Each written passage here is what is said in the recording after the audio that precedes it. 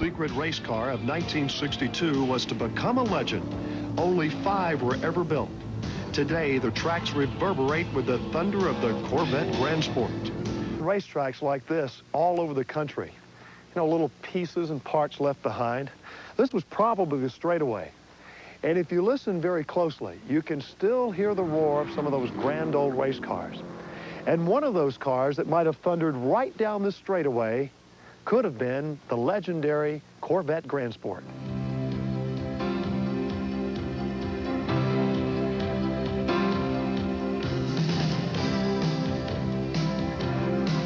When recounting the history of motor racing, the stories of past glories are always tempered by the tantalizing question, what if? For Corvette lovers, it centers around the Grand Sport Corvette, a car secretly designed by Zora Duntov in 1962 to challenge the Cobra, but nixed by Chevrolet before it had a chance to show its real potential. They went out, they raced in Daytona in a couple of races, finished in the top 3 or 4 cars, but they never had the factory support, they never had the factory engineers, they never had the parts support, they never had the engine support from the factory, and basically after a couple of years they just faded away. In 1966, Roger Penske purchased 2 Grand Sports, but the era of front-engine cars was coming to a close, and the Grand Sport Corvette was destined to become a footnote in history. It would have faded away forever if Chivoni had not purchased the car and decided to put it back on the track. It's just a real special car, and we just intend to just keep campaigning it. And people say, how can you put the car out in the track? It's so nice, or it's important, or whatever. I mean, that's where it belongs. It doesn't belong in the garage someplace. It was a race car. It should be raced. What makes the Grand Sport so special is that it is unlike any Corvette ever built. It has no resemblance to a standard street vet other than some slight look similarities. But it's a tube chassis car. It's strictly a lightweight car, special alloy components, and was built as an all-out race car. The original intent was to build 125 cars, and they concluded 5 cars before they got out of racing and stopped the program. Chivoni owns car number 1, the original production model, a lightweight, sleek roadster which he campaigns on the vintage race circuit. Driving is veteran Corvette racer Doug Hooper. Doug Hooper is one of the real die-hard Corvette guys. He was started with a 57 fuel-injected Corvette, won his first race out, raced with guys like Bondurant and McDonald in the early days. The one thing that was really too bad, when all the guys would jump and ship from Chevrolet, Bondurant and all those guys went over to Ford, based on promises that Chevrolet made to Hooper, he stayed with Chevrolet. And then Chevrolet got out of racing and kind of left him high and dry. 30 years later, Doug is back in the cockpit. So we're kind of trying to develop this thing along the lines of what they would have done. So far, we've been very successful. The short span of the original program had left many problems unsolved. One of the first challenges was to work the bugs out.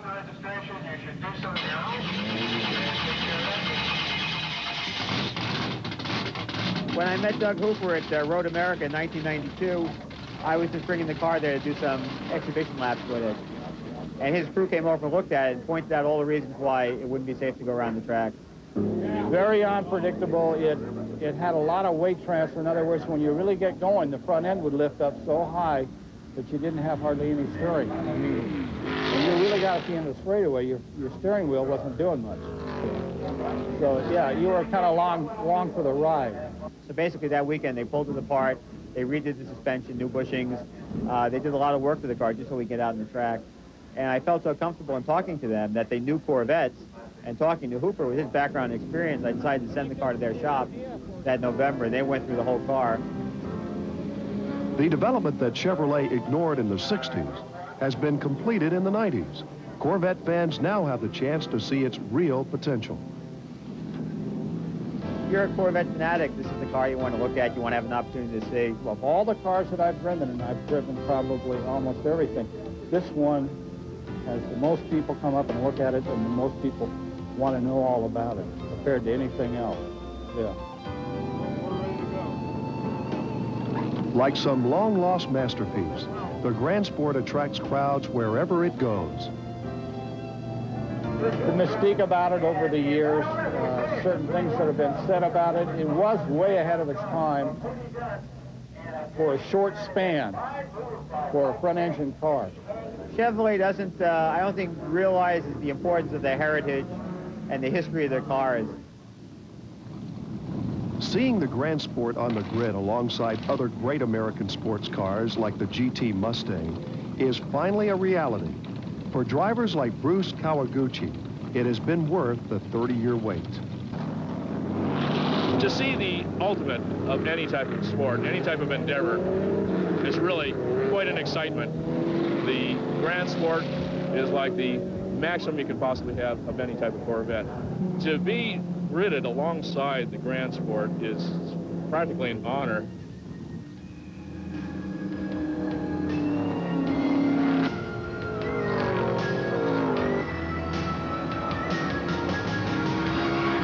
Like a boxer past his prime, the golden era of Sebring, Le Mans, and Daytona is long past for these cars.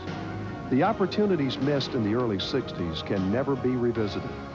But for those who remember, and those too young to remember, the Vintage Racing Series gives fans an opportunity to dream of what might have been.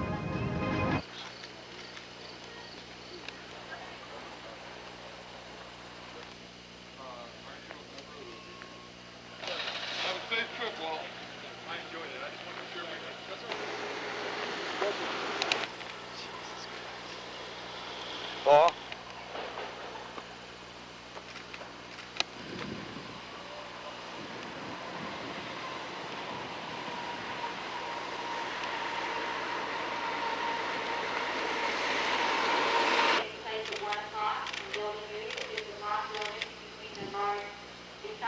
Okay, somebody wants to vote tonight. No, no, I gotta go to the voting. Voting. Oh, Carl Wilson's all voting. He's up with his gray car upstairs. Okay.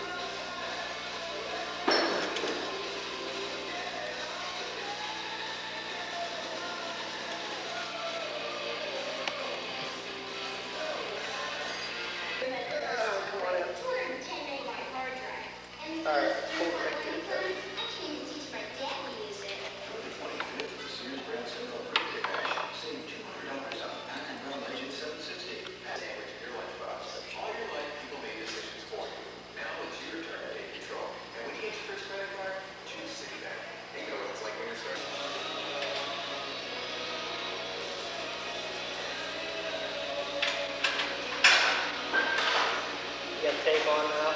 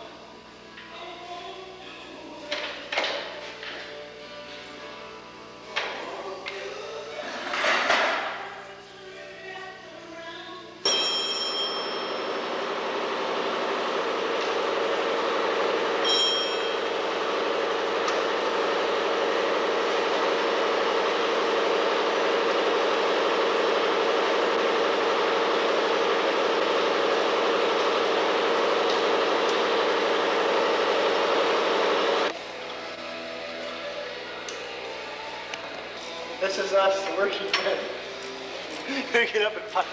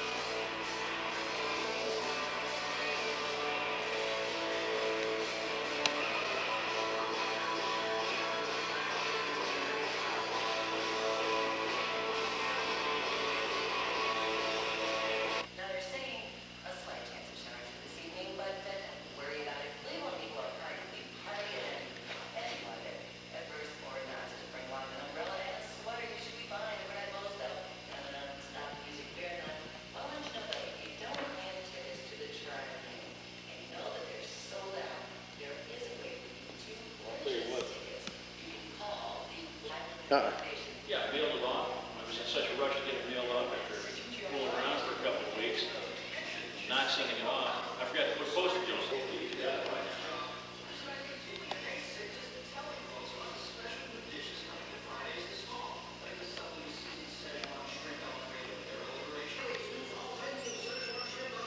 Fucking grind. A lot of years of experience, you know? So go drive this thing, it came $52 off the bill. Said, there, keep what you've got. He said, take it off the bill. Didn't charge. That, I mean, that's the type of legislation that really is a good guy to work with. Macaroni is spring, but I live in North Canton. We're gonna have to crank the motor up.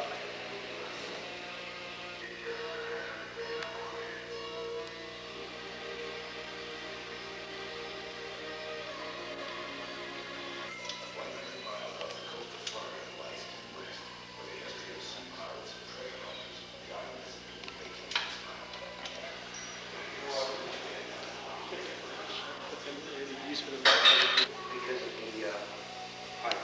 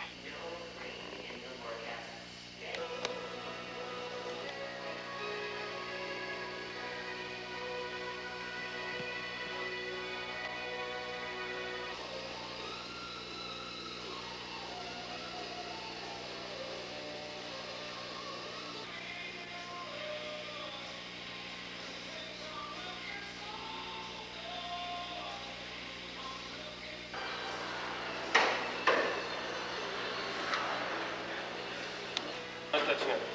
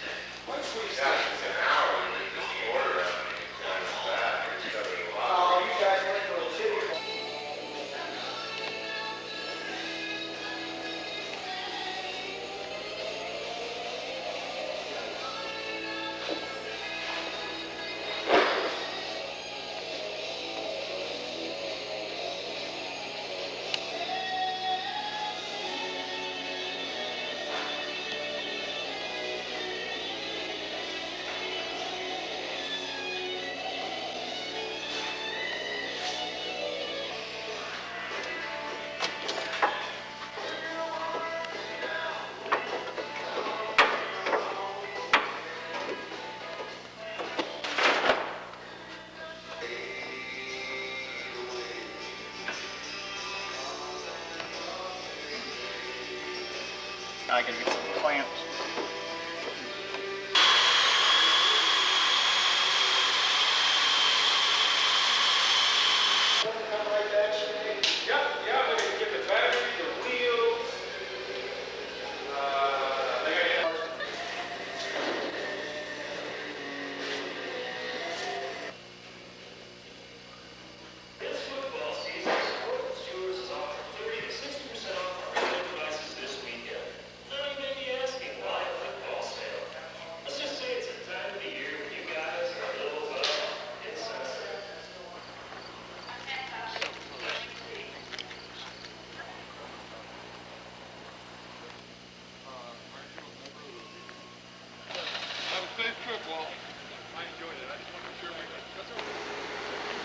Paul?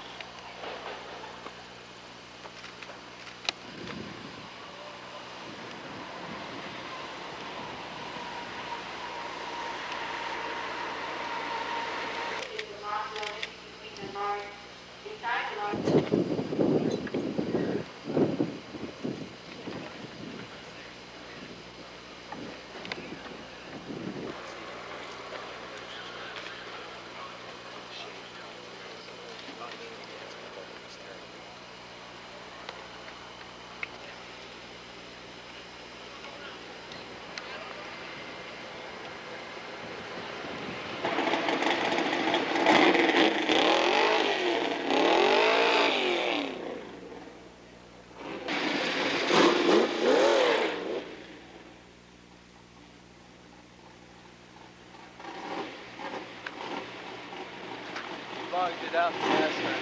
It's stuck a little bit better.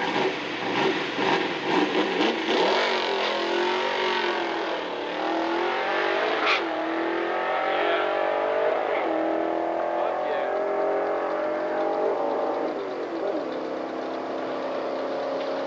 1217, jeez. Getting faster.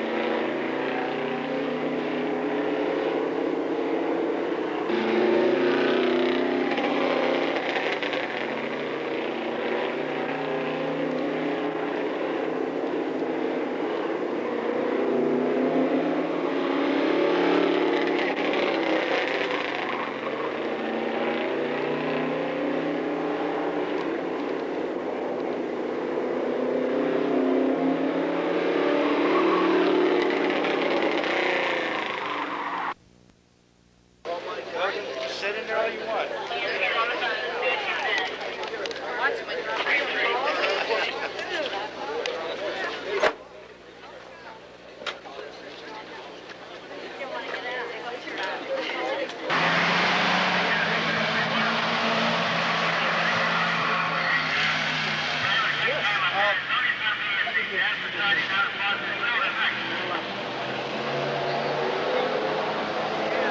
Okay, thank you, Ross. We have a new leader, by the way, as they come by to complete lap number 5.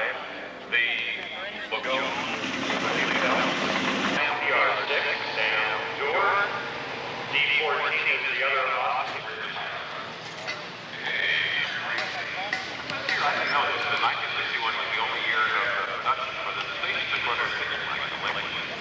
I think it's E3 is the door. Remember the Russian station.